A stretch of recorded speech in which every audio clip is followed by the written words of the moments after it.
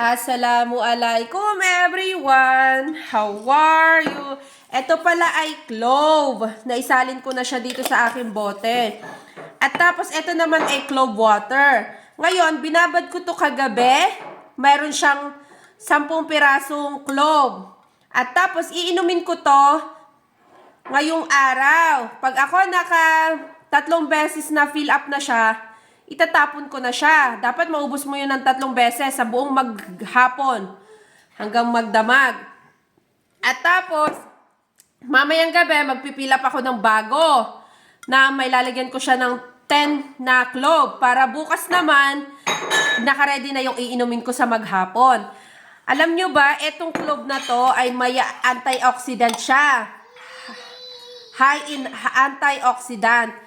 Anti-aging din siya. Maganda to sa katawan. Alam nyo ba, nung nag-try ako nito sa tubig, ay alhamdulillah, gumaganda yung pakiramdam ko. Alhamdulillah. Kaya i-try nyo na to.